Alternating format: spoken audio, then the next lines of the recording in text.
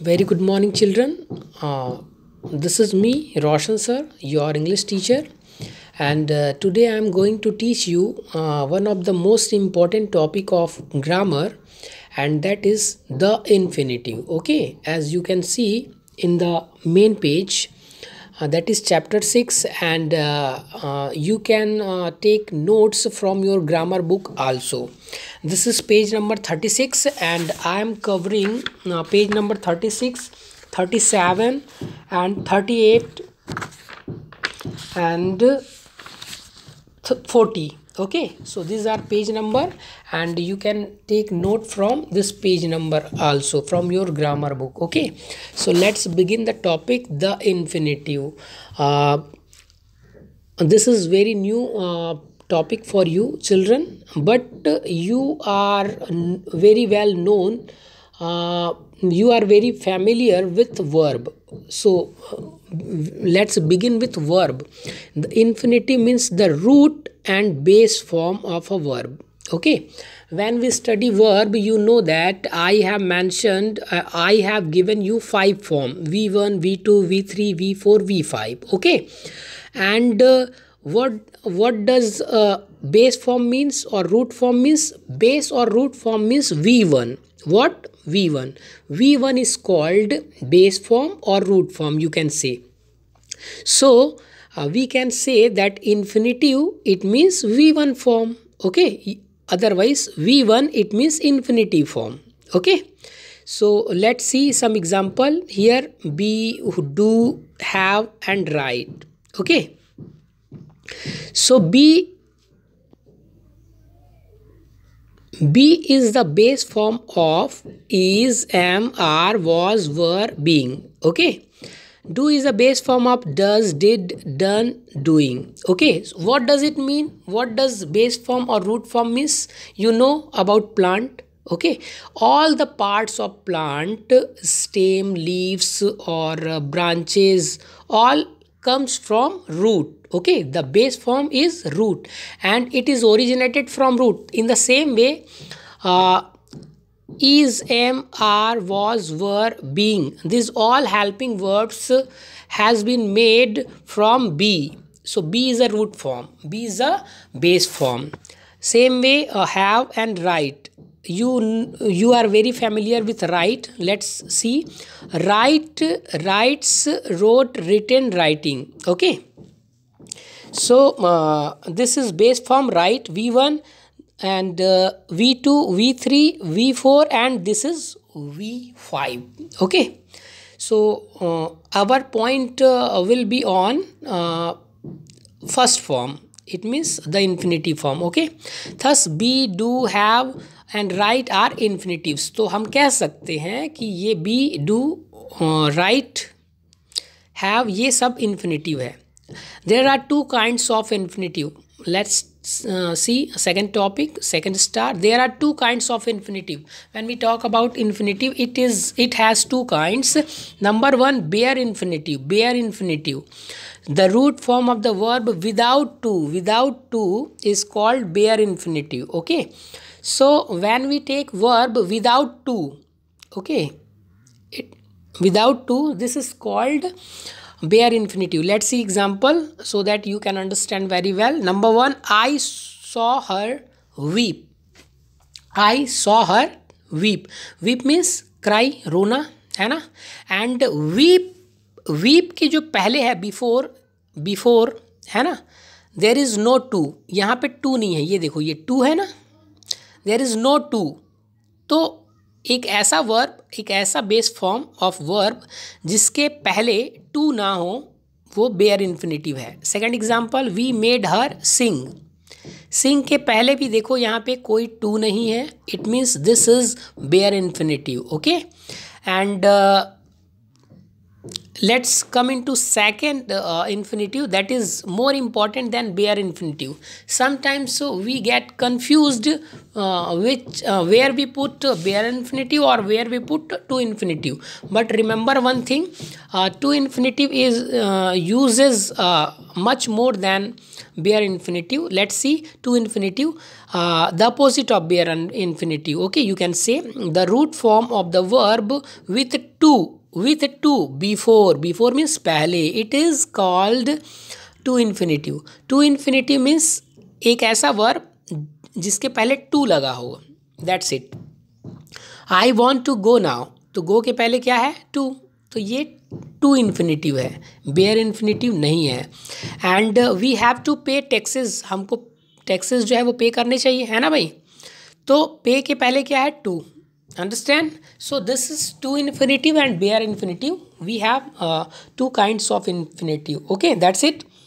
ये आपका टॉपिक था. इससे रिलेटेड अब एक्सरसाइज में चलते हैं. Let's go. या this is page number 38. okay, in your grammar book this is page number 38. Let's fulfill the blank part. Question is, complete each sentence using an infinitive plus other necessary word. है ना. सबसे पहले हमको infinitive, एक infinitive जो है यहाँ पे पुट करना है. ये ब्लैंक पार्ट जो आपको दिखाई दे रहा है, प्लस अदर नेसेसरी वर्ड. अगर आप और भी कोई नेसेसरी वर्ड जो है उसमें रखना चाहते हो, अगर नीड है तो रखोगे, नीड नहीं है तो नो प्रॉब्लम, आपको रखने की ज़रूरत नहीं है. So let's see first example, she forgot. What is first example? She forgot. She forgot में देखो ग्रामेटिकल टर्म थोड़ा सा देखते हैं. शी जो है वो सब्जेक्ट है और फॉरगोट जो है आपको मालूम है फॉरगोट एक वर्ब है. और कौन से फॉर्म में है? V2. कौन से फॉर्म में? V2, है ना. तो पहला जो है वो सब्जेक्ट है, सेकंड जो है V2 मीन्स वर्ब है ना. देखो सब्जेक्ट से मीनिंग क्या होता है? सब्जेक्ट या तो नाउन होता है या तो प्रोनाउन होता है. ठीक है, नाउन या प्रोनाउन जनरली जो है उसको हम सब्जेक्ट के तौर पे लेते हैं. और इसका पोजीशन जो है नॉर्मली सेंटेंस में पहला होता है. जैसे कौन कौन सब्जेक्ट हैं? पहले में शी है, सेकंड में वी है, थर्ड में आई है, फोर्थ में ही है, फिफ्थ में दे है, दे, वी, ही, द ऑफिसर यहाँ पे. तो ये सारे सब्जेक्ट हैं और इन सब्जेक्ट्स के बाद जो रखा गया है वो वर्ब है. अगर आप वर्ब से बहुत ही ज़्यादा आप फैमिलियर हो तो आपको वर्ब फाइंड आउट करने में कोई प्रॉब्लम नहीं होगा. तो ग्रामेटिकल टर्म में आपको हर एक वर्ड्स को समझना होगा कि पार्ट ऑफ स्पीच में इसका पोजीशन कहाँ पे है, नाउन है, प्रोनाउन है, वर्ब है, एडवर्ब है, क्या है. ठीक है, उसके बाद आपको ईजिली जो है ये आपसे बन जाएगा. ठीक है, तो पहला एग्जाम्पल देखते हैं. First example is she forgot. पहला जो है सी जो है वो सब्जेक्ट है, फॉरगोट जो है वो वर्ब है, वो भी V2. वर्ब का कौन सा फॉर्म? V2. तो अब इसमें आपको क्या करना है? जस्ट इन्फिनेटिव को ऐड कर देना है. ठीक है, अब कौन सा इन्फिनेटिव ऐड करोगे? इससे रिलेटेड. ठीक है, इससे रिलेटेड. जैसे शी फॉरगोट, वह भूल गई. अब क्या भूल गई? ठीक है, क्या भूल गई वो आप कैसे ऐड करोगे?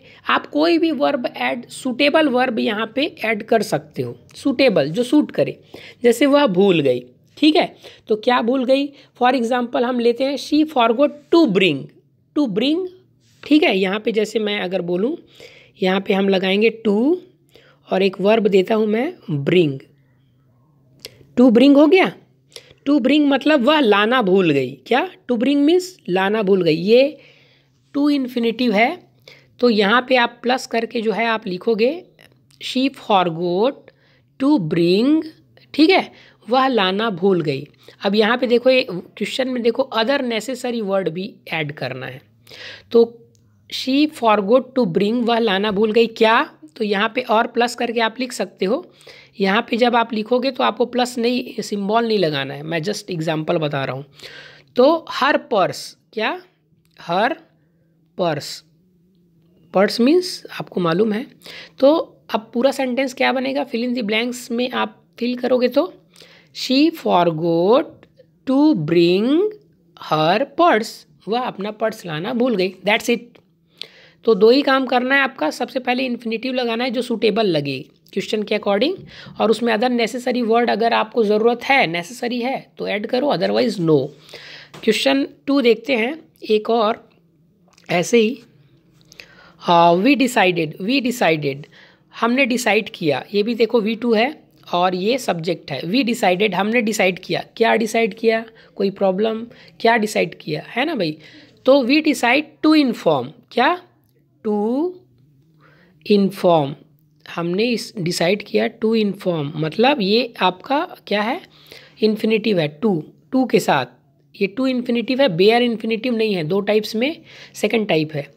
टू इन्फॉर्म के बाद आप नेसेसरी वर्ड अगर आप जोड़ना चाहो तो कर सकते हो। हिज पेरेंट्स, क्या, हिज पेरेंट्स, ठीक है। तो अब क्या बनेगा इसका पूरा सेंटेंस, आंसर क्या बनेगा, we decided to inform his parents, हम उसके पेरेंट्स को इन्फॉर्म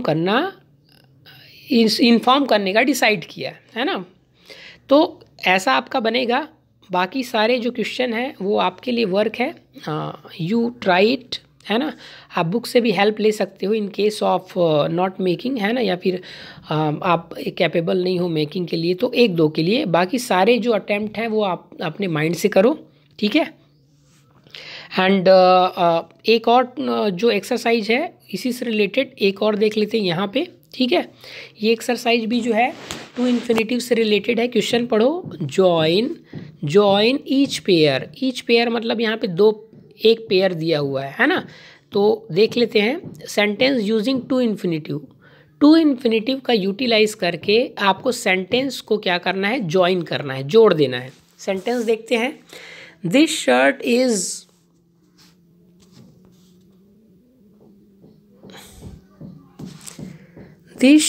इज वेरी वेट। देखो ये पहला सेंटेंस है, देखो फुल स्टॉप लगा यहाँ पे, ये फुल स्टॉप में सेंटेंस एंड हो गया, है ना।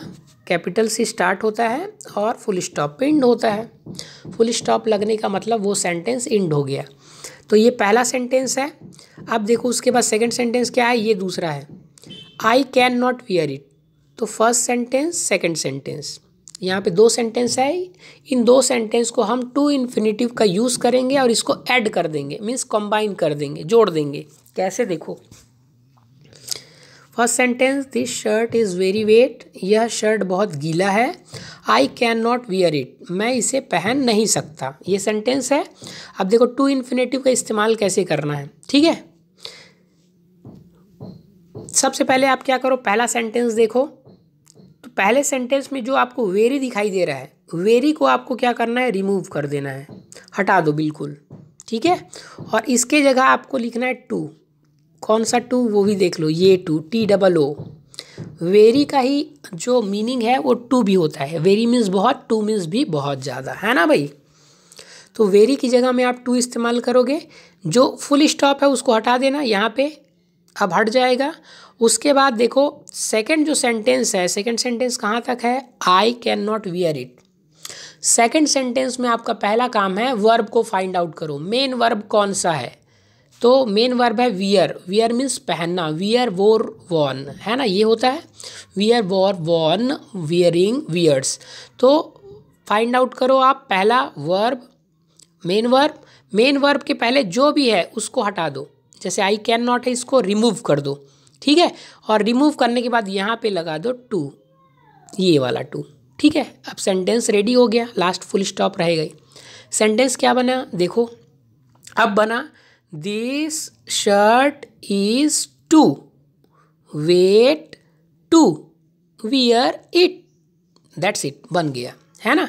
ये एग्जाम्पल सेम यहाँ पे भी दिया हुआ है, आप यहाँ से भी देख सकते हो। एक एग्जाम्पल यहाँ से देखो, मोटू इज़ वेरी फैट, पहला sentence. He can not run, ये दूसरा सेंटेंस है। 2 सेंटेंस को ऐड करते हैं, देखो वेरी को हटा दो, टू लगा दो, तो बना क्या, मोटू इज़ टू फैट, है ना। फुल स्टॉप यहाँ पे हटाओ। उसके बाद ही कैन नॉट को रिमूव कर दो, क्योंकि रन जो है इसमें मेन वर्ब है और मेन वर्ब के पहले जो कुछ भी है उसको रिमूव करो और उसकी जगह टू रख दो। अब क्या बना, Motu is too fat to run. तो मोटू जो है दौड़ने के लिए जो है बहुत फैट है, ठीक है, फैटी है, ठीक है। तो इस तरीके से आपको डील करना है। एक और एग्जांपल मैं देख आपके लिए बनाता हूँ, उसके बाद आपका वर्क है ये, है ना। सेकंड देखो, पहला सेंटेंस है ही इज़ वेरी प्राउड, पहला sentence. He want ask for help, ये दूसरा सेंटेंस, ठीक है। पहले सेंटेंस में वेरी को रिमूव करो और टू लिखो, ये वाला टू, है ना। फुल स्टॉप फिर हटाओ, सेकेंड काम। और थर्ड काम जो है इसमें वर्ब ढूंढो, मेन वर्ब। तो आस्क जो है वो मेन वर्ब है, इसके पहले ये है ही वॉन्ट को हटा दो।